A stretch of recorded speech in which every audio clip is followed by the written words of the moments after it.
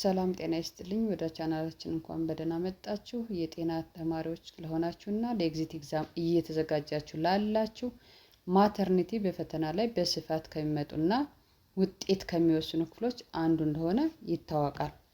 በዛሬው ቪዲዮአችን በፈተና ላይ በተደጋጋሚ የሚመጡ 10 ቁልፍ ጥያቄዎችን እንመለከታለን።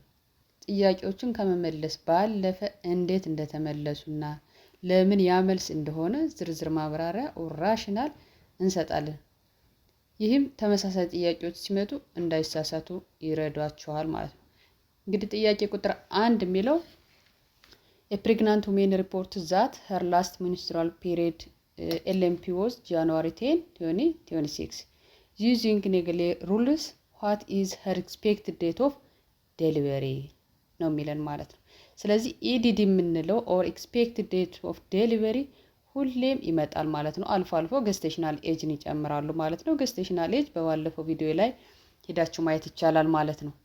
ስለዚህ ምንድነው እያለን ያለ አንዲት ነፍሰ ጡር ሴት የመጨረሻ የወር አበባ የመጣበት ቀን ወይም ላስት ማንስትሬሽን ፔሪድ ጃንዋሪ 10 2026 ያ ማለት ጥር 2 ቀን በኢትዮጵያ 2018 ዓመተ ምህረት በኢትዮጵያ ስታረጉት ወይ ደግሞ ቀጥታ የጎርጎሪያን ፔሪድ መውሰድ ትችላላችሁ ማለት ነው። ስለዚህ በዚህ ሰዓት የወር አበባ ይቀርቷል ብላ ተናግራለች ማለት ነው። ስለዚህ በነጌሌ ቀመር ስሩት ነው የተባለው። መሰረት ሪመምበር ቱ ዛት ነጌሌስ ሩል ነው የተባለው። የሚጠበቀው የመውለጃ ቀኗ ኢዲዲ መቼ ነው? ስለዚህ አሁን ጥያቄውን ፓውዝ ታደርጉና መልስ መስራት ትጀምራላችሁ ማለት ነው። መልሱን ካልኩሌት አድርጋችሁ ፓውዝ አድርጉና ጥያቄውን ስሩት። ከዛ በኋላ ነው እንግዲህ የኔ ማብራሪያ ማየት ያለባችሁ። ምክንያቱም ለፈተና እየደረሳችሁ ስለሆነ ምን ያክል ዝግጅቴን ጨርሻለሁ ለማለት ክሮስ ቼክ ለማድረግ ይረዳችኋል። ቀጥታ ወደ መልስ እንዳትገቡ ፕሊዝ። እንግዲህ ካልኩሌት ስናደርገው የሚመጣው መልሳችሁ የራሱ የሆነ አሰራር አለው ማለት ነው። ካልኩሌሽን አለው። የነጌሌ ቀመር ለመጠቀም የሚከተሉትን 3 ቅደም ተከተሎችን መከተል አለባችሁ ወይም እንከተላለን ማለት ነው። የራሱ ፎርሙላ እዚህ ጋር እንደምታዩት የራሱ ፎርሙላ ምንድነው? 7 ቀናትን ይደምሩ ነው የሚለው። ከማን ከቀኑ ላይ ቀጥታ 7 ቀናቱን መደመር መቻል አለባችሁ ቀኑ ላይ። ያ ማለት እንግዲህ ጃንዋሪ 10 መጣች ያለን አይደለ? ስለዚህ ጃንዋሪ 10 ላይ ስንት ደምራላችሁ? 7 ቀን ቤዝድ ኦን ፎርሙላ። ስለዚህ 10 ሲደመር 7 17 ቀኑን 100% ታወቃችሁ ማለት ነው። ጃንዋሪ 17 አላችሁ። ከዛ 3 ወራትን ቀንሱ ይላል። ከጥር ተነስታችሁ ወደ ኋላ 3 ወራት ሲቆጠር ኦክቶበር ይመጣል ወይም ጥቅምት ይመጣል አይደለ? ከጥር ወደ ኋላ ስትመለሱ ጥቅምት ይመጣል። ስለዚህ ኦክቶበር ይሆናል ማለት ነው። ከዛ 1 አመት እንደገና ደምሩ። ከማን ከአመቱ ላይ ከቀን ላይ 7 ትደምራላችሁ፣ ከወር ላይ 3 ትቀንሳላችሁ፣ ከአመት ላይ ደግሞ 1 አመት ደምሩ ይላችኋል። ስለዚህ ውጤቱ ምን ይሆናል? ስትደምሩ ጠቅላላ መልሳችሁ ቢ ይሆናል ማለት ነው። ኦክቶበር 17 2026 መልሳችሁ ይሆናል። እዚህ ጋር ማሳሰቢያ አለኝ። በኢትዮጵያ አቆጣጠርና በአውሮፓውያን አቆጣጠር መካከል የ7 እና የ8 ዓመት ልዩነት ስላለ ለትክክለኛው የሕክምና ስሌት አውሮፓውያን ኦር ጎርጎሪያን አቆጣጠር መጠቀም ይመከራል። የስንት አልኩኝ? የ7 ዓመት እና የ8 ዓመት ልዩነት ስላለ የአውሮፓውያን አቆጣጠር መጠቀም ይመከራል። ባይሆንስ በኢትዮጵያ አቆጣጠር ቢሰጥ እንዴት ታሰላላችሁ የሚለውን ትወስዱልኛላችሁ። በኢትዮጵያ አቆጣጠር በነጌሌ ሩል አይደለም፣ በኢትዮጵያ አቆጣጠር ስሩት ከተባላችሁ ግን ምን ታረጋላችሁ? ወሩ ላይ የኛ የመጣችሁ ሴትዮ መቼ ነው ብሏል? ኦልሬዲ ጃንዋሪ ተብሏል አይደለ? ጃንዋሪ። ስለዚህ ምን ታረጋላችሁ? ከዓመተ ምህረቱ ላይ ከ7 እስከ 8 ትቀንሳላችሁ። ያ ማለት 2018 ዓመተ ምህረት ይሆንልናል ማለት ነው። ጥር እንዳለ ትወስዳላችሁ ወሩን። ጥቅምት ላይ ደግሞ ብዙ ጊዜ ዲፈረንስ ያመጣሉ ከቀናቶች ላይ ማለት ነው። ስለዚህ ጥቅምት ላይ 2 ትራርጋላችሁ ጥር ላይ ብላችሁ። ስለዚህ በ2/5/2018 ሴትዮዋ መጣች ብለን እንውሰድ በኢትዮጵያ አቆጣጠር። በ2/5/2018 18 ለምንድን ነው ሁለት ያልነው ቀኑን? ምክንያቱም አሁንም ከቀኑ ላይ ስንት ዲፈረንስ አለን ማለት ነው። እነሱ ጥር 10 ያሉትን የ8 ቀን ዲፈረንስ አለን። የ8 ቀን ዲፈረንስ አላችሁ 2018 ላይ። ስለዚህ የእናንተ ጥር 2 ትመጣለች 2018 ማለት ነው። ያን ምንድነው የምናደርገው? እንደ ኢትዮጵያ አቆጣጠር ከሰራችሁ ኢትዮጵያ ላይ ለመጣች ሴት ከሆነ ከወሩ ላይ 9 ትደምራላችሁ። ይሄኛውን ፎርሙላ ነው የምትጠቀሙ ኢዲዲ ላይ ከወሩ ላይ 9 ጥር ስለሆነ የመጣችው ሴትዮዋ ጳጉሜን አልፋ ነው የምትወልደው። ጳጉሜን ካለፈች ምን ተብለናል ስንማር? 5 ወይም 6 ቀን ብቻ ነው የምትደምሩ ከቀኑ ላይ። ጳጉሜን ካላለፈች ደግሞ 10 ቀን ትደምራላችሁ። ሪመምበር ቱ ዛት። ስለዚህ ሴት ጥር ላይ ስለሆነ የመጣችሁ ጥር 2 ላይ ስለሆነ የመጣችሁ ተሻግራችሁ ጳጉሜን አልፋ ስለሆነ የምትወልደው የምትደምሩት ወይ 5 ቀን ነው ወይ 6 ቀን ነው። ጳጉሜ አንዳንድ ጊዜ በኢትዮጵያ አቆጣጠር 5 እና 6 ቀን ስለሚሆን ማለት ነው። 5 እና 6 ቀን ስለሚሆን ስለዚህ እቺ ሴት 6 ከቀኑ ላይ ብትደምሩላት ሪመምበር ቱ ዛት ወይም ደግሞ ከቀኑ ላይ 5 ሁለቱ ዲፈረንስ አላቸው። 5 በሚሆንበት ሰዓት 5 6 በሚሆንበት ሰዓት 6 ስለዚህ ምርጫችሁ ጋር ኮንሲደር ታደርጋላችሁ የአንድ ቀን ፍላክቹዌት እንዳያደርግባችሁ። ስለዚህ በ6 ከቀኑ ላይ ትደምራላችሁ። መቼ ይሆናል? ጥቅምት 8 ይሆናል ማለት ነው። ከወሩ ላይ ደግሞ 9 ትደምራላችሁ እንደ ኢትዮጵያ። ስለዚህ 5 ሲደመር ምክንያቱም 5 ሲደመር 9 ስንት ይሆናል? 14 ይሆናል። 2018 ላይ 14 ወር የሚባል ስለሌለ 12ቱን ወር ወደ 2019 አንዷን አመት ታሸጋግሯታላችሁ ማለት ነው። ስለዚህ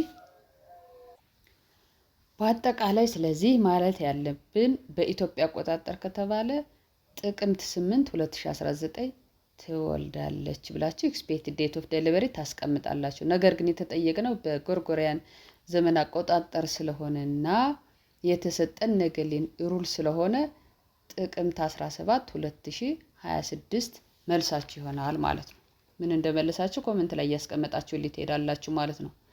ሁለተኛው ጥያቄያችን a client in labors is found to have a cervical dilations of 6 cm with contractions occurring every 3 minutes.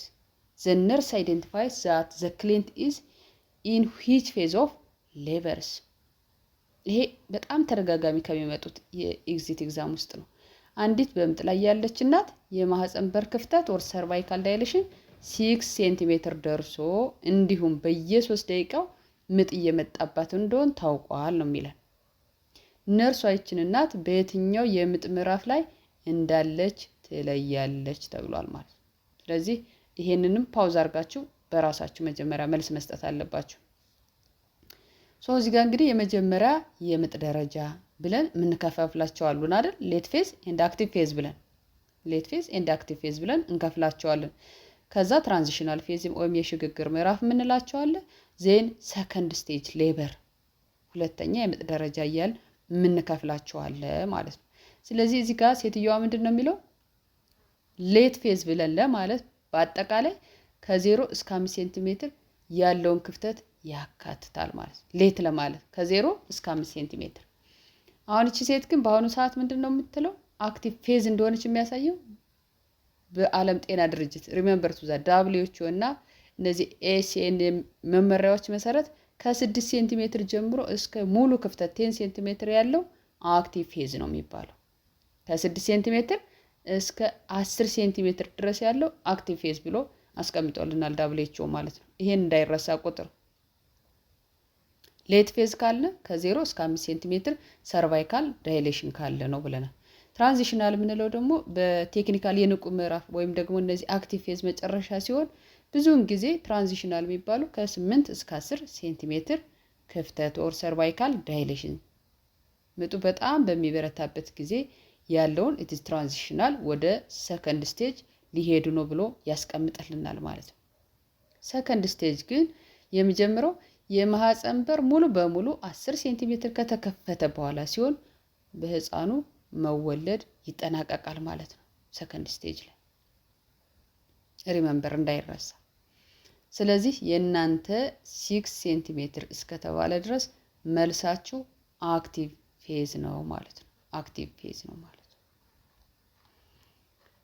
ሶስተኛው ጥያቄያችን during a vaginal exam the nurse notes that the presenting parts of the fetus is 1 centimeter below the levels of scion spines. How should the nurse document the stations? አሁን የተጠየቅነው ምንድነው? ስቴሽኑን ነው። ስቴሽኑን። ስለዚህ በምርመራ ወቅት የጽንሱ ቀዳሚ ክፍል ኦር ፕሬዘንቲንግ ፓርት ምንለው ከስcion ስፓይን በ1 ሴንቲሜትር ዝቅ ብሎ እንደሚገኝ ነርሷ አስተውላለች ወይም ደግሞ ቼክ አድርጋለች ማለት ነው። በስንት? በ1 ሴንቲሜትር። ቁጥር በደንብ ፎከስ ማድረግ አለባችሁ። ነርሷ ይህንን የጽንስ መገኛ ወይም ደግሞ ስቴሽን እንዴት ብላ መመዝገብ አለባት? ስቴሽን ሪከርድ ምን ተብሎ ነው የሚመዘገበው? ኔጌቲቭ 1 እንላለን፣ 0 እንላለን፣ +1 እንላለን። እዚህ ጋር ምስሉ ላይ እንደምታዩት ስቴሽኑ ላይ ኔጌቲቭ 1 የምንለው 0 የምንለው +1 የምንለው መቼ ነው የሚለውን ቁጥሮቹን በደንብ አድርጋችሁ እንዳይረሱ ማስታወሻችሁ ላይ ጻፉልኝ። ስለዚህ ስቴሽን 0 ማለት የጽንሱ ቀዳሚ ክፍል ልክ በስቴሽን ስፓይን ላይ ደረጃ ላይ ሲሆን ወይም ኢንጌጅድ ሲያደርግ ነው። ቀጥታ ስቴሽን ስፓይን ላይ ኢንጌጅድ ካደረገ ስቴሽን 0 ትላላችሁ። ስቴሽን ኔጌቲቭ ወይም ደግሞ አሉታዊ ቁጥሮች ኔጌቲቭ ከተጠቀማችሁ ደግሞ ምንድነው? የጽንሱ ቀዳሚ ክፍል ከስቴሽን ስፓይን በላይ ሲሆን ነው። በላይ ኔጌቲቭ ትላላችሁ። ቀጥታ ስቴሽን ስፓይን ላይ ከተቀመጠ 0 ታስቀምጣላችሁ። ከስቴሽን ስፓይን በላይ ከተቀመጠ ደግሞ ኔጌቲቭ ነው። ፖዚቲቭ ደግሞ የሚሆነው ጽንሱ ቀዳሚ ክፍል ከስቴሽን ስፓይን በታች ሲገኝ it is closest to the door መውጫ ላይ በታች ስታገኙ ደግሞ ምን ትላላችሁ? እየወጣ መሆኑ ቼክ ስለምታደርገው ፖዚቲቭ ትላላችሁ ማለት ነው። ስለዚህ እቺ ሴት ምንድነው 1 ሴንቲሜትር ምንድነው እያለን ያለ እዚህ ጋር 1 ሴንቲሜትር below the levels of the scion spine below ነው ያላችሁ። አባብ አለ at the levels of the scion spine ካላችሁ 0 ታረጋላችሁ። above the levels of the scion spine ካላችሁ ኔጌቲቭ ትላላችሁ። below the levels of scion spine ከተባለ ደግሞ ፖዚቲቭ። ሪሜምበር። ስለዚህ መልሳችን ምንድነው? below ከተባለ ወይ ደግሞ ከታች ስለተባለ ከስcion spine ወደ ታች እየወረደ ስለሆነ ስቴሽን +1 መልሳችሁ ይሆናል ሲ ማለት ነው። ጎበዞች። አራተኛ 1 minute after birth a newborn has a heartbeat of 110 beats per minute. A vigorous crying, some flexions of extremities, grimace when stimulated, and a pink body with blue extremities. What is the Apgar score? አሁን የተጠየቅነው ምንድነው? What is the Apgar score? ይሄ መያዝ ያለበት ቁጥር ነው። ቴብሉ ላይ ባለው መሰረት በደንብ አድርጋችሁ እቺ ማስታወሻ መያዝ አለባችሁ። በቴብል አስቀምጬላችኋለሁ ዲቴል ኤክስፕላኔሽን ላይ። ስለዚህ ከተወለደ ከአንድ ደቂቃ በኋላ አንድ አዲስ የተወለደ ህፃን የልብ ምት በደቂቃ ስንት ተባልነ? 110 ፐር ቢት። ግዴታችሁ ነው ፐልስ መያዝ። አፒጋር ስኮር it is abbreviation አይደለ? አብሪቪዬሽን ነው እዚህ በቴብል እንዳስቀመጡ። ስለዚህ ከተወለደ ከአንድ ደቂቃ በኋላ አንድ አዲስ የተወለደ ህፃን የልብ ምቱ በደቂቃ 110 ቢት ፐር ሚኒት። ብርቱ ለቅሶ or vigorous crying አለው ማለት ነው። vigorous crying ማለት በደንብ ጠንክሮ እያለቀሰ ነው።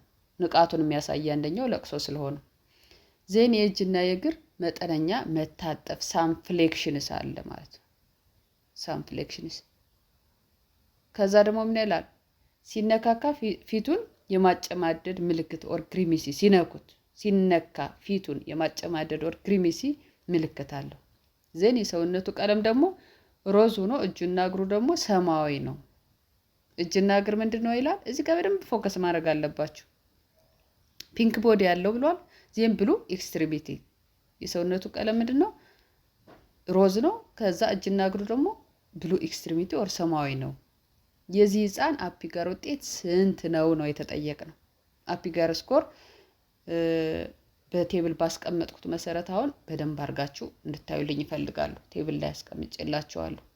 ዜን እሱን ከያዛችሁ ከዛ በኋላ ምንም እንትን ማለት አትችሉም ማለት። ስለዚህ ውጤት አሰላል ስናይ ካልኩሌት ስናደርግ አፒጋር ስኮር ላይ ሄርት ሬት የልብ ምቱ ስንት ነው? ግሬተር ዛን 100 ቢት ፐር ሚኒት ነው። 100 ቢት ፐር ሚኒት ከሆነ ደግሞ 2 ነጥብ ነው የምንሰጠው። ምክንያቱም ይሄ ህፃን ስንት ነው? 110 ፐር ሚኒት ስለሆነ። ሪስፓራቶሪ ኢፈርት ወይም ያተነፋፈስና ወይም ደግሞ የለቅሶ ሁኔታ ስናይ ኢትስ ቪጋሬስ ክራይኒንግ ጋር ቪጋሬስ ክራይ ያደርጋል። 2 ነጥብ ትሰጣላችሁ። አሁን መስል ቶን ወይም ጡንቻ ላይ ስናይ ደግሞ ምንድነው የተወሰነ ምን አለው? ሳም ፍሌክሽንስ አለው። ሳም ፍሌክሽንስ ነው፣ ሙሉ በሙሉ ፍሌክስ አያደርግም። 1 ነጥብ ትሰጣላችሁ። ሪፍሌክስ ኢሪቴቢሊቲ ኦር ግሪሜሲ ምላሽ ሲሰጠን እኛ ግሪሜሲው ስንት ነው? 1 ነጥብ ነው። ከለር ስታዩ ደግሞ ወይም ቀለሙን ፒንክ ቦዲ እና ብሉ ኤክስትሪሚቲ ያለው ማለት ነው። በህክምና መመሪያ መሰረት እንግዲህ ይሄ 1 ነጥብ ነው የሚያሰጠው ማለት ነው። ጠቅላላ ቦዲ ጠቅላላ ሰውነት ምን መሆን ነበረበት? 2 ለማግኘት ፒንክ መሆን ነበረበት። ስለዚህ ትክክለኛ ድምር ስታደርጉ እንግዲህ ለልብ 2፣ ለለቅሶ 2፣ ለጡንቻ 1፣ ለግሪሚሲ ምላሽ ለሚሰጠን ምላሽ 1 ትሰጣላችሁ። ለሰውነት ቀለም 1። ጠቅላላ እነዚህ ሲደመሩ 2 ሲደመሩ 2 ሲደመር 1 ሲደመር 1 ሲደመር 1 7 ይመጣል ማለት ነው። 7 ይመጣል። ስለዚህ መልሳችሁ ኤ ላይ ተቀምጧል 7 ሚል ማለት ነው። መልሳችሁ ኤ ላይ ተቀምጧል 7 ሚል ማለት ነው። ይሄ ቁጥር በትክክል ማስቀመጥ አለባችሁ። ከዛ ውጪ 8 9 ምናምን ብሎ ፋላሲ ስለሚያደርግባችሁ አፒካሩስ ቴብሉም በደንብ መያዝ አለባችሁ። የውጤቱ ትርጉም ደግሞ አንዳንድ የምንጠይቅበት አጋጣሚ አለ። 7 መጣ ከተባለ 4 መጣ ከተባለ 3 መጣ ከተባለ ምንድነው ትርጉሙ? የአፒጋር ስኮር መለካት የኛ ጥቅሙ ምንድነው? የውጤቱ ትርጉም ከ7 እስከ 10 ከመጣ ህፃኑ በጥሩ ጤና ላይ ይገኛል ብላችሁ ጀጅ ታረጋላችሁ። ከ7 እስከ 10 ከመጣ፣ ከ4 እስከ 6 ከመጣ ደግሞ መጠነኛ እርዳታ ለምሳሌ ኦክሲጂን ወይም ማነቃቂያ ያስፈልገዋል ማለት ነው። ከስንት አልኩኝ? ሞዴሬት የሚባለው ከስንት ነው? ከ4 እስከ 6። ከ3 በታች ከሆነ ግን ምን ታደርጋላችሁ? አፋጣኝ ህክምና ወይም እርዳታ ወይም ደግሞ ህይወት የማዳን ጥረት ሪሳስቴሽን ያስፈልጋል ማለት ነው። አፒጋር ስኮር ምንሰራ ለዛ ነው። የህፃኑ ጤንነት ከ3 በታች ከሆነ አስቸኳይ የሆነ አይሲዩ ኢንቴንሲቭ ኒዮናታል ኬር ገብቶ ሪሳስቴሽን ያስፈልገዋል ማለት ነው። ስለዚህ ከ7 እስከ 10 ጤነኛ ነው። ከ4 እስከ 6 መጠነኛ እርዳታ ያስፈልገዋል እንደ ኦክሲጅን ወይም ማነቃቂያ። ከ3 በታች ግን አፋጣኝ የሆነ ህክምናና እርዳታ እንደሚያስፈልገው ተቀምጧል ማለት ነው። በደንብ እቺ ቴብል እንዳትረሳ ፕሊዝ። ኦኬ፣ 5ኛ ጥያቄያችን which triads of findings characterizes pre-eclampsia? እንግዲህ pre-eclampsia የምንለው መለያ ምልክታችን በጣም የትኛው ነው? አንድን እናት pre-eclampsia ናት eclampsia ናት ብለን የምንለው በእርግዝና ምክንያት የመጣ የደም ግፊት እንደማለት ነው። በእርግዝና ሪሌትድ ቱ ፕሬግናንሲ የመጣ ፕሪክላምሺያ እና ኢክላምሺያን በደንብ እንዴት አድርጋችሁ ዲፈረንሺየት ታደርጉታላችሁ እንዳይረሳ። ስለዚህ which triads of finding characterizes preeclampsia? ምንድን ነው የሚለው? የደም ግፊት መቀነስ ሃይፖቴንሽን፣ በሽንት ውስጥ ፕሮቲን መገኘት ፕሮቲን ዩሪያ ኤንድ ኢደማ። እንዳትሳሳቱ፣ ቸኩላችሁ እንዳትመርጡ። እዚህ ጋር ምንድን ነው ያለው? ሃይፖቴንሽን ነው ያለው። ያልሆነበት ምክንያት ምንድን ነው ያለው? የደም ግፊት መቀነስ ነው ያለው። ነገር ግን ኢክላምሺያ እና ፕሪክላምሺያ የመጀመሪያ እንትናቸው ምንድነው? ኢትስ ሃይፐርቴንሲቭ የደም ግፊት መጨመር ነው አንደኛው ምልክታቸው። ቢ ምን ይላል? የደም ግፊት መጨመር ሃይፐርቴንሽን፣ ግሉኮስ ዩሪያ ኤንድ ሲጀርስ ይላል። ሃይፐርቴንሽን እንዳለ ሆኖ ከዛ በሽንት ውስጥ ብዙ ጊዜ ስኳር መገኘት፣ ግሉኮስ ዩሪያ ኤንድ የሚጥል በሽታ መሰል መንቀጥቀጥ ይላል። ይሄ ደግሞ ብዙ ጊዜ ለዲያቤቲክስ ሜሊያተስ ሪሌትድ ቱ ፕሬግናንሲ ነው ግሉኮስ ዩሪያ የሚገኘው ማለት ነው። ስለዚህ ይሄ ፎር ዲያቤቲክ ሜሊያተስ ሪሌትድ ቱ ፕሬግናንሲ ኦር ገስቴሽናል ዲያቤቲክስ የምንለው ላይ ነው ቢ መልስ የሚሆነ የነበር ማለት ነው። ሲ ምን ይላል? ሃይፐርቴንሽን፣ ፕሮቲን ዩሪያ ኤንድ ኢደማ የደም ግፊት መጨመር፣ በሽንት ውስጥ ፕሮቲን መገኘት እና እብጠት አለ ነው የሚለው። ስለዚህ መልሳችሁ ሲ ይሆናል ማለት ነው። ዲን ስናይ ሃይፐርቴንሽን፣ ሹገር ኤንድ ኮማ ይላል። ይሄ ደግሞ የሚጠቅመን የደም ግፊት መጨመር፣ መንቀጥቀጥና ራስ መሳት ለኢክላምሺያ ነው። አሁን ጥያቄያችሁ ኢክላምሺያ ቢሆን ኑሮ ዲ ትመርጡ ነበር። አሁን ጥያቄያችን ምንድነው? ፕሪ ኢክላምሺያ። ስለዚህ ፕሪ ኢክላምሺያ በጣም ክላሲካል ሳይን ሲምፕተም ሃይፐርቴንሽን ፕላስ ፕሮቲኑሪያ ፕላስ ኢደማ ናቸው፣ ሶስቱ ናቸው። ስለዚህ መልሳችሁ ይሄ ነው የሚሆነው ማለት ነው። ሲ ነው የሚሆነው ማለት ነው። ስለዚህ ፕሪ ኢክላምሺያ በተለምዶ የሚታወቀው ምንድነው? የደም ግፊቱ ግሬተር ዛን ኦር ኢኳል ቱ 140/90 ሚሊሜትር ሜርኩሪ ሲሆንና ከ20ኛው እርግዝና ሳምንት በኋላ በሽንት ውስጥ ፕሮቲን ሲገኝ ነው። ከስንት አልኩኝ? ከ20ኛው የእርግዝና ሳምንት 20 ዊክስ አፍተር ፕሬግናንሲ። እንግዲህ ሽንት ውስጥ ፕሮቲን ከተገኘ ምን ትላላችሁ? ፕሪ ኢክላምሺያ። መንቀጥቀጥ ከተከሰተ ምርመራ ወደ ምን ይቀየራል? ሲጀር ከተጨመረ ግን ኢክላምሺያ ይቀየራል ማለት ነው። እዚህ ጋር ፕላስ ሲጀር እስካለ ኢክላምሺያ መልሳችሁ ይሆናል ማለት ነው። እንዳይረሳ በደንብ ዲፈረንሺየት አድርጋችሁ ያዙልኝ። ስድስተኛ which of the following is considers a positive signs of pregnancy? ከሚከተሉት ውስጥ እርግዝና ትክክለኛ አዎንታዊ ምልክት or positive signs of pregnancy ነው ያለው።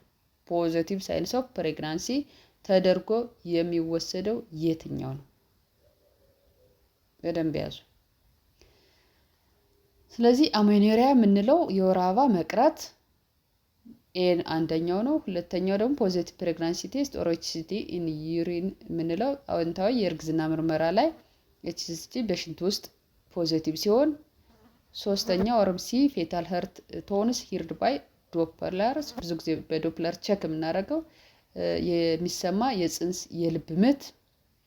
ዲ እነዚህ ቻውዲክ ሳይንስ የምንላቸው ኦር ቻውዲክ የምንላቸው ምልክቶች ብዙ ጊዜ የማጸንበር ወደ ሰማያዊ መቀየር የምንለው ብሉይሽ ዲስከለሬሽንስ ኦፍ ዘ ሰርቬክስ ማለት ነው።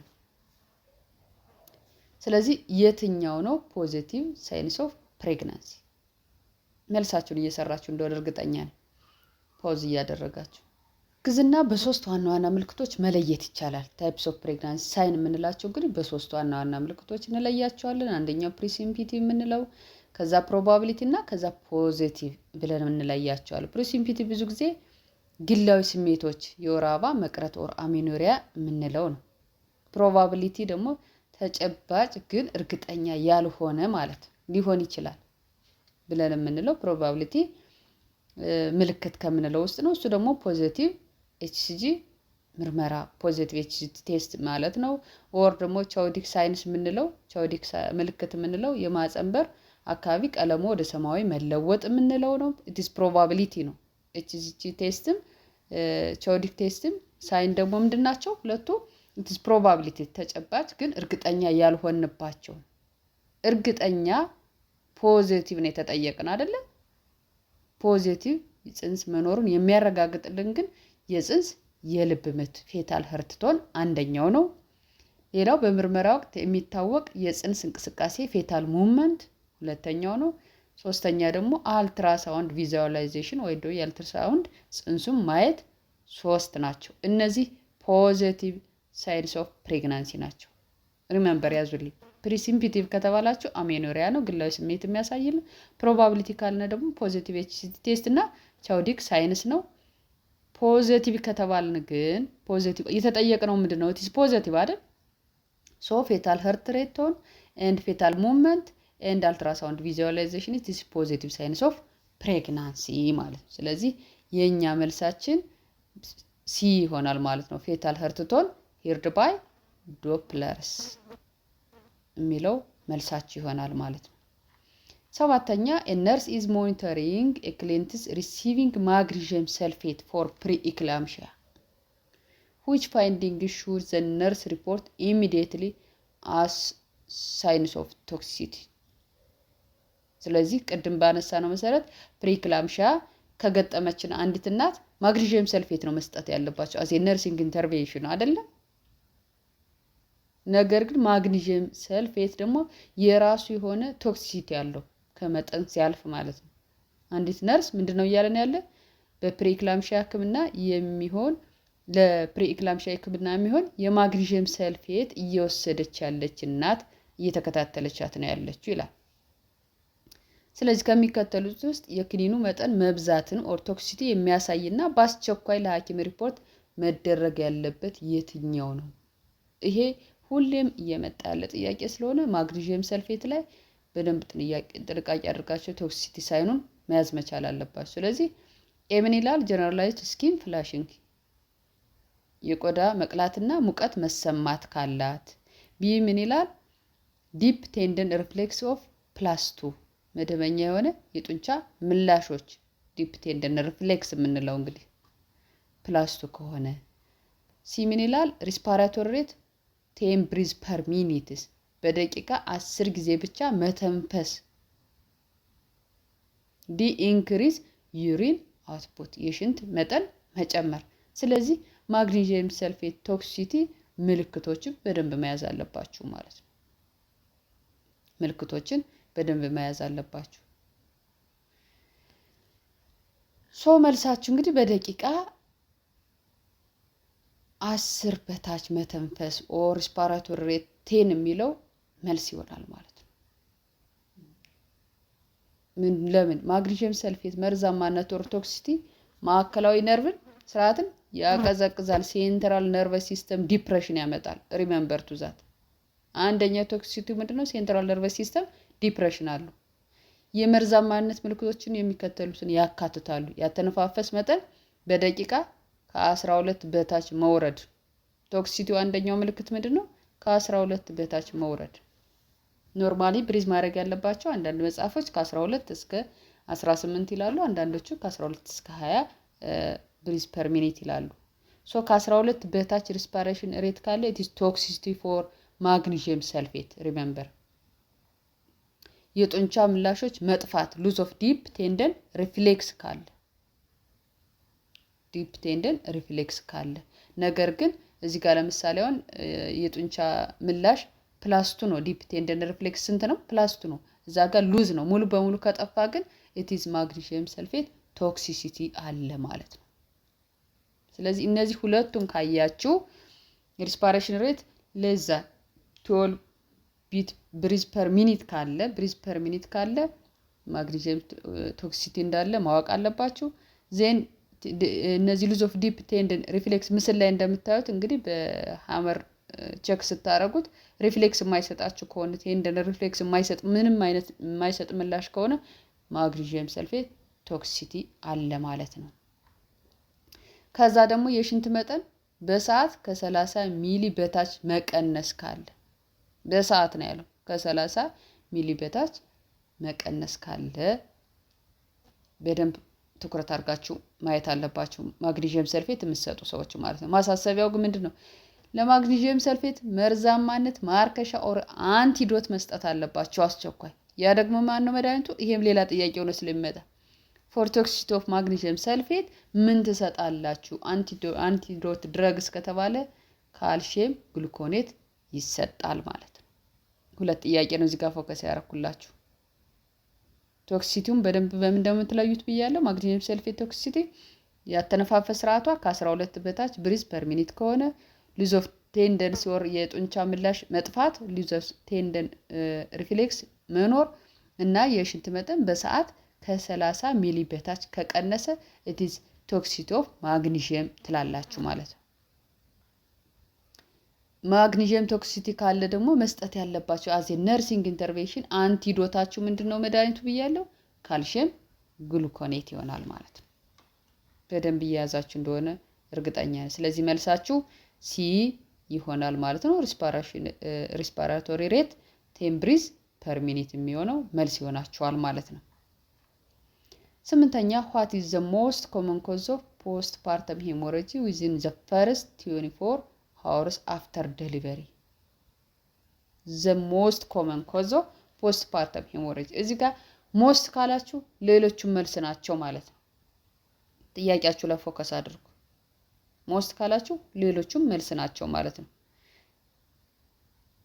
ነገር ግን ኮመን ነው ያለው ጥያቄውን ወሰዱ ነው ኮመን የሆነው ሌሎቹ መልስ ቢሆኑም ግን ኮመን የሆነውን አውጡልኝ በፐርሰንት ደረጃ ነው የተባለው።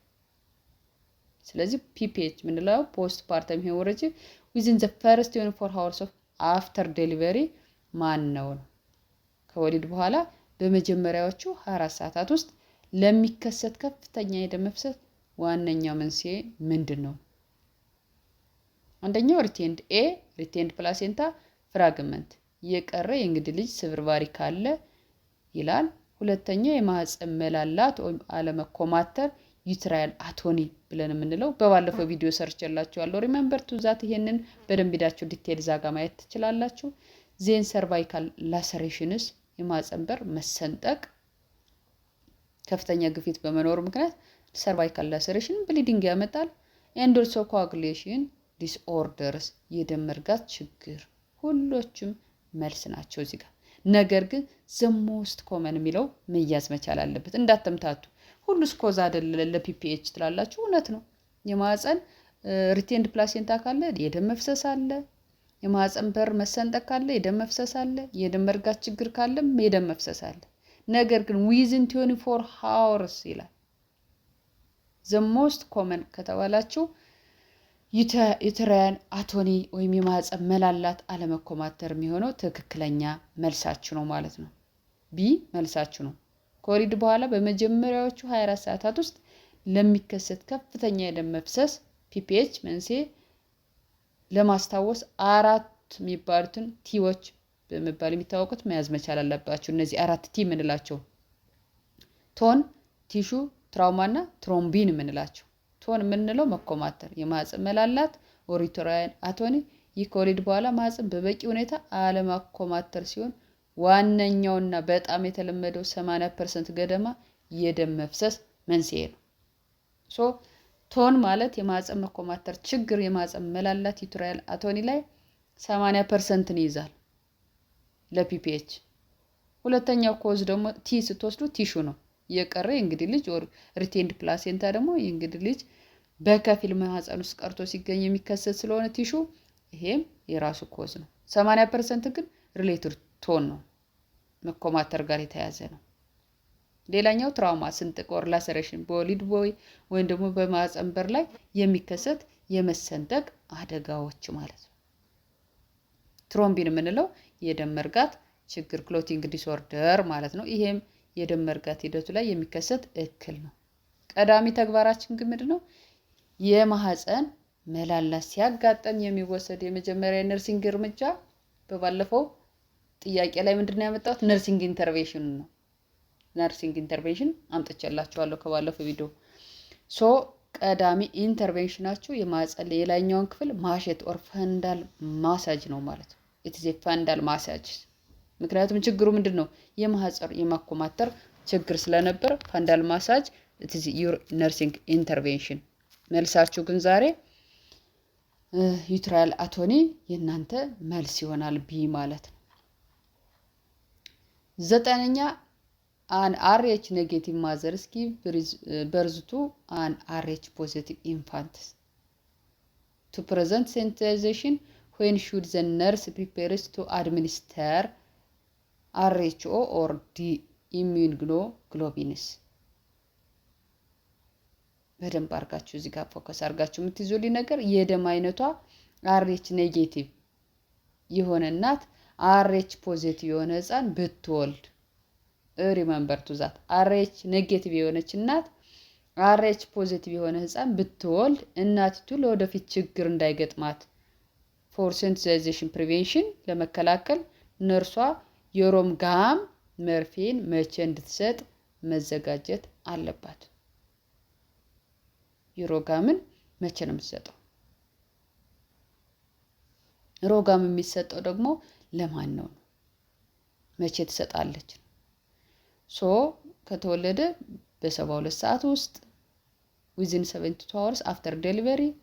B only if the mother has a positive GAMPS test ከተደረገች በኋላ። C 1 weeks after delivery. D during the next pregnancy. ሮጋም መቼ ነው የሚሰጠው ነው? RH ኔጌቲቭ እና RH ፖዚቲቭ የወለደች እናት ሮጋም መቼ ነው የሚሰጠው? ይሄ ብዙ ጊዜ የሚገጥመን ለምንድን ነው? ለወደፊት ለሚያጋጥማት የጤና ችግር እያለን ያለው to prevent sensitization when the nurse prepares to administer እያለን ያለው እናቲቱ ለወደፊት የሚገጥማትን ችግር ለመከላከል መቼ መውሰድ አለብን? እንግዲህ ሮጋም ለአርኤች ኔጌቲቭ እናቶች የሚሰጥ መርፌ ነው። አላማ ደግሞ የራሱ አላማ አለ። ሮጋም እንግዲህ ምንድነው ለአርኤች ኔጌቲቭ እናቶች የሚሰጥ መርፌ ነው። አላማው እናቲቱ አርኤች ፖዚቲቭ ከሆነ ጽንስ ጋር ስትገናኝ የራሷ አካል ጽንሱን የሚጎዳ ጸረ ንጥረ ነገሮች አንቲቦዲ እንዳያመርት የሚከላከል ነው። ፕሪቬንሽን ኦፍ ዋት አንቲቦዲ ጸረ የሆነ የራሷን እንግዲህ ለሚቀጥለው ልጅ ነው ይሄ ጥንቃቄ የሚደረገው። ለምንድን ነው የሚቀጥለው? ስለዚህ አላማው እናቲቱ አርኤች ፖዚቲቭ ከሆነ የጽንስ ደም ጋር ስትገናኝ የራሷ አካል ጽንሱን የሚጎዱ ጸረ ንጥረ ነገሮች እንዳያመርት ለመከላከል ነው። እንግዲህ የሮጋም ጠቀሜታ የጊዜ ገደብ ስንወስድ ደግሞ ታይሚንግ ከወሊድ በኋላ ወይ ፖስትፓርተም ህፃኑ አርኤች ፖዚቲቭ መሆኑ ከተረጋገጠ ህፃኑ ምን ከሆነ ደም ይሰጥና አርኤች ፖዚቲቭ ከሆነ አሁንም እናቲቱ መርፌውን በ72 ሰዓት ውስጥ መውሰድ አለባት። እንዳይረሳ በ72 ሰዓት ውስጥ መውሰድ አለባት። ይህ ጊዜ የሚመረጠው እናቲቱ ለጽንሱ ደም ተጋልጣ ጸረ ንጥረ ነገር ማምረት ከመጀመሯ በፊት ለመከላከል እንዲመች ነው። ለጽንሱ ደም ተጋልጣ ምን ታደርጋለች ማለት ነው? ለራሷ ለመከላከል ከማምረቷ በፊት። በእርግዝና ወቅት ብዙውን ጊዜ መከላከያው በ28 ሳምንት እርግዝና ላይ ይሰጣል ማለት ነው። በመቼ ከሆነ በእርግዝና ወቅት አፍተር ፖስት ፓርተም ከወሊድ በኋላ ከሆነ ግን ዊዝን 72 ሃወርስ መሆን አለበት። አሁን እዚህ ጋር መውሰድ ያለባችሁ በእርግዝና ወቅት ብትባሉ በ28 ሳምንት ይሰጣል።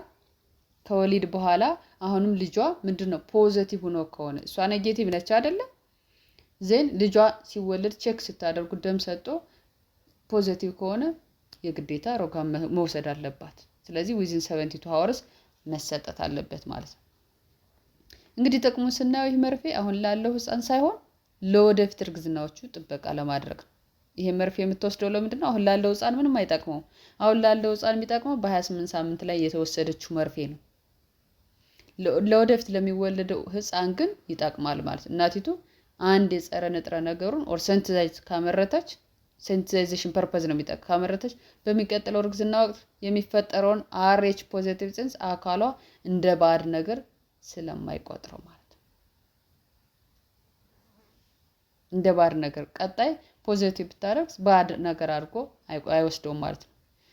ስለዚህ ይሄን ሮጋም ማን ነው መውሰድ ያለበት ብለን ካልነ አርኤች ኔጌቲቭ እናትና አርኤች ፖዚቲቭ ህፃን የወለደች ህፃኑ ምን ከሆነ ነው አርኤች ፖዚቲቭ። ሮጋም መውሰድ ያለበት አርኤች ኔጌቲቭ ናት። ህፃኑ አርኤች ፖዚቲቭ ከሆነ ነው። አርኤች ኔጌቲቭ ከሆነ እናትየዋ አትወስደውም ማለት ነው። መቼ ከተባለ ቀኑን የተጠየቅን አይደለ? ከወሊድ በኋላ በ72 ሰዓት ውስጥ። ለምንድን ነው የሚሰጠው የሚል ነገር ጥያቄ ከመጣባችሁ እናቲቱ ወደፊት በሚኖራት እርግዝና ጽንሱ የሚያጠቁ ጸረ ንጥረ ነገሮች እንዳታመርት ለመከላከል ነው። ጸረ ንጥረ ነገሮች ወይም አንቲቦዲ እንዳታመርት ለመከላከል ነው። እርግዝናውን ጥቃት እንዳያደርሱበት እንደ ባድ ነገር ቆጥሮት ጥቃት እንዳያደርስበት ለመከላከል የሚለውን መያዝ መቻል አለበት። ብዙ ጊዜ አርኤች ላይ ችግር እየተፈጠረ ተማሪዎች ብዙ ጊዜ ሚስ ስለሚያደርጉ ነው በስፋት ያብራራሁት። 10ኛውና የመጨረሻው ጥያቄያችን እንግዲህ women at 32 weeks gestation arrived at the emergency department with painless bright red vaginal bleeding. Which conditions should the nurse suspect first? አሁን እዚህ ጋር በደንብ አድርጋችሁ እንድትይዙልኝ ይፈልጋለሁ። በስዕል ተደግፌ ማብራራላችኋለሁ። ፓውዝ አድርጋችሁ መልሳችሁን መልሱልኝ ፕሊዝ። ኤ ፕላሴንታ አብራፕሾ ፕላሴንታ፣ ቢ ፕላሴንታ ፕሪቪያ፣ ሲ ትሪትድ አቦርሽን፣ ዲ ዩትራያል ራፕቸርስ። ጥያቄውን በደንብ ተረድታችሁት ከሆነ አንዲት የ32 ሳምንት ነፍሰ ጡር ሴት ያለ ህመም ፔንለስ ነው ያላችሁ የሚፈስ ደማቅ ቀይ ሴት ብልት ደም ይዛ ወደ ድንገተኛ ክፍል መጥታለች ነው የሚለው። ነርሷ በመጀመሪያ መጠርጠር ያለባት የትኛውን ሁኔታ ነው? መቼም ደም እየፈሰሳት ቫጂናል ኤግዛሚኔሽን መስራት አትችልም አይደለ? ፕሬዘንቴጅ ምናምን የሚባል ነገር ቫጂናል ቴስት ኤግዛሚኔሽን አይሰራም። ሪመምበር እንዳይረሳ እያለ ያለ እንግዲህ እዚህ ጋር ፎከስ አድርጋችሁ ፔንለስ የሚል መያዝ አለባችሁ። ብራይት ሬድ ቫጂናል ብሊዲንግ አላት። ኢመርጀንሲ ላይ ነው በ32 ሳምንቷ የመጣችው። 32 ሳምንቷ ቅድም ምንድን ያየ ነው ፒፒኤች ፖስትፓርተም ሄሞሬጅ። ይሄ ደግሞ ምን ይባላል? አንቲፓርተም ሄሞሬጅ ይባላል። አንቲፓርተም ሄሞሬጅ ከመውለድ በፊት የመጣ የደም መፍሰስ፣ የቀድሞ ከወሊድ በኋላ የመጣ የደም መፍሰስ። ስለዚህ እንደዚህ አይነት ነገር ብዙ ጊዜ ስታገኙ አብራብሾ ፕላሴንታ የእንግዲህ ልጅ ከማህፀን ያለ ጊዜው መላቀቅ ነው፣ ዲታችድ ነው። ሪመምበር ቱ ዛት አብራብሾ ፕላሴንታ ማለት ዲታችድ መሆን ነው። የእንግዲህ ልጅ ከማህፀን ያለ ጊዜው መላቀቅ ብዙውን ጊዜ በከፍተኛ ህመም የታጀበ ነው። ዲታችመንት ካለ ከፍተኛ የሆነ ህመም አላቸው። ኤንድ ብራይት ሬድ አይደለም የነሱ ብሊዲንግ፣ ብራይት ሬድ አይደለም፣ ኢትስ ዳርክ ነው የሚሆነው። ኤንድ ከጽንሱ ጋር ደግሞ የምታዩት ነገር ፐልስሬት መቀነስ ምናምን ሌሎች አሉ፣ ህመምም አለው። ፕላሴንታ ፕሪቪያ በምንወስድበት ጊዜ የእንግዲህ ልጅ የማህፀን በርን መሸፈን ነው። እንግዲህ ልጅ ምንድነው የሚያደርገው? የማህፀን በርን እንዳለ መሸፈን። ትሪትድ አቦርሽን ደግሞ የጽንስ መጨንገፍ ብዙ ጊዜ አደጋው ከፍተኛ ደረጃ የሚያደርሰው ብዙውን ጊዜ ደግሞ ከመጀመሪያዎቹ 20 ዊክስ የሚከሰት ነው። ብዙ ጊዜ በ20 ሳምንታት ውስጥ የሚከሰት የደም መፍሰስ ትሪትድ አቦርሽን የምንለው ነው። ዩትራል ራፕቸርስ ደግሞ የማህፀን መቀደድም ብዙውን ጊዜ ደግሞ በምጥ ወቅት የሚከሰትና ከፍተኛ ህመም ካለ ዩትራል ራፕቸር ትላላችሁ። ኢትስ ከሌበር ጋር ብዙ ጊዜ ከምጥ ጋር የተያዘ የሚከሰት ነገር ነው ማለት ነው። እንግዲህ ዘ ሆል ሳይንስ ኦፍ ፕላሴንታ ፕሪቪያንስ ስትወስዱ ይሄ ሁለቱ ላይ ነው ፎከስ የሚያደርገው። አፍተር 32 ዊክስ ስላለ ፎከስ የምታደርጉት ብዙ ጊዜ ፕላሴንታ ፕሪቪያ እና ፕላሴንታ አብራብሾ ላይ ነው። ሶ ሁለቱን ቨርሰስ ስናደርግ በደንብ ለመለየት ፕላሴንታ ፕሪቪያ ከተባላችሁ ፔንለስ ብራይት ሬድ ብሊዲንግ አላቸው። አብራብሾ ፕላሴንታ ደግሞ ካራክተራይዝድ የምናደርገው ፔንፉል ነው፣ በጣም ህመም አለው፣ ዳርክ ሬድ ብሊዲንግ ኤንድ ዩትራል ቴንደርነስ አለ። እዛ አካባቢ ዩትራል አካባቢ በጣም ቴንደርነስ አለ፣ ህመም አለው ስንነካው ማለት ነው። እንዲያዝልኝ በደንብ ፈልጋለሁ ማለት ነው። ሶ መልሳችሁ ፕላሴንታ ፕሪቪያ ይሆናል ማለት ነው። ፕላሴንታ እንግዲህ የእንግዲህ ልጅ መውረጃ ላይ መንገድ ላይ መሆኑን የሚያሳይ ዋነኛ ምልክቱ እንግዲህ ህመም የሌለው ብዙ ጊዜ በጣም ቀይ ብራይት ደማቅ ቀይ የሆነ የደም መፍሰስ ካላቸው ነው ማለት ነው። እንግዲህ የራሳቸውን ዲፈረንሺየት ስናደርጋቸው ፕላሴንታ ፕሪቪያ ኤንድ ፕላሴንታ አብራብሾ ወይም አብራብሾ ፕላሴንታ የምንለው ህመሙ የላቸውም፣ ፔንለስ ነው። ማን ላይ? ፕላሴንታ ፕሪቪያ። አብራብሾ ላይ ደግሞ ከፍተኛ ህመም አለ። የደም ቀለም ስንወስድ ፕላሴንታ ፕሪቪያ ደማቅ ብራይት ሬድ ነው።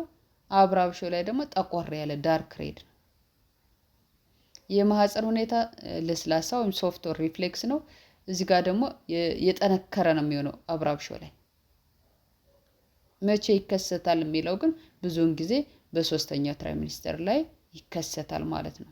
ሁለቱም በሶስተኛው ይከሰታል፣ ትራይሚኒስተር ኦር አፍተር ሰርድ ትራይሚኒስተርስ ማለት ነው። በጣም እዚህ ጋር ማሳሰቢያ የምሰጣችሁ እንደ ጤና ባለሙያ ፕላሴንታ ፕሪቪያ እንዳለባት የተጠረጠረች ሴት ላይ ቫጂናል ኤግዛሚኔሽን ፈጽሞ አይደረግ። ዲፈረንሳቸውን እዚህ ጋር አስቀምጬላችኋለሁ በእያንዳንዱ መሰረት። እሺ እንግዲህ የዛሬው ዝግጅታችን ይሄንን ይመስል ነበር። ከ10 ጥያቄዎች ስንቱን በትክክል መለሳችሁ? ውጤታችሁን ኮሜንት ላይ ጻፉልኝ። ይህ ቪዲዮ ለፈተና ዝግጅታችሁ ከጠቀማችሁ ላይክ ማድረጋችሁን አትርሱ። እንዲሁም ለክፍል ጓደኞቻችሁ በቴሌግራም ግሩፕ ላይ ያጋሩልን፣ ሼር አድርጉ። በቀጣይ በሌሎች የጤና ዘርፎች ተመሳሳይ ጥያቄዎችን ይዘን እንመጣለን። እስከዚያው ሰላም ቆይ። ለፈተናው መልካም እድል